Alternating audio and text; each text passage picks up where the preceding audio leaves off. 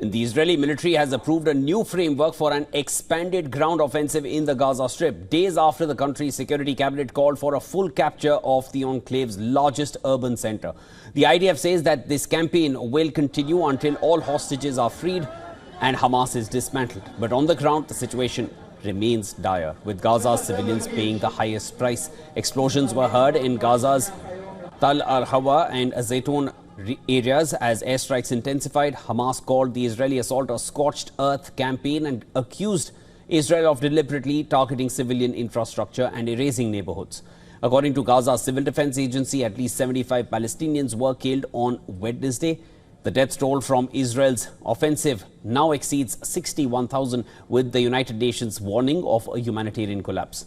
Aid trucks were seen piled up at the Rafah border after being blocked by new Israeli laws and inspections. In a joint letter, over 100 NGOs, including Oxfam and Doctors Without Borders, they accused Israel of weaponizing bureaucracy, citing over 60 rejected aid shipments in July.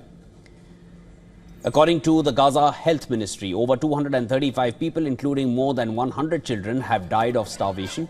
Aid workers, however, say that the real number may be far higher. And this week, 31 Palestinian children were flown from Israel to Italy for urgent medical care as part of a humanitarian corridor coordinated by the Italian Air Force. Israeli Prime Minister Netanyahu continues to face criticism from both inside and outside Israel.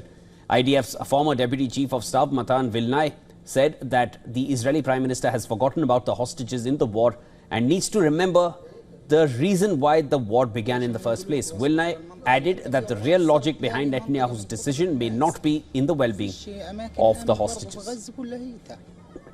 Now we are not sure what are the real considerations of the government. If it's purely the security of Israel, I'm not sure about. If it's purely the existence of the government, which means political issues, maybe this is the real story. Amid growing uproar over his plan to expand military offensive into Gaza, Netanyahu attended a U.S. Independence Day event in Jerusalem. He was accompanied by U.S. Ambassador to Israel Mike Huckabee, as well as other Israeli government officials and business executives. Meanwhile, according to a report, South Sudan has approved Israeli plan to receive Gazans in the country. The development comes after Israel's deputy foreign minister visited South Sudan for talks. Netanyahu had previously said that he would permit Gazans to emigrate voluntarily and that his government was talking to a number of potential host countries.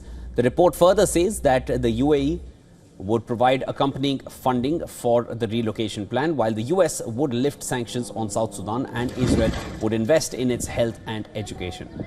Furthermore, a silent protest was held in Tel Aviv to condemn the killing of Al Jazeera journalists earlier this week.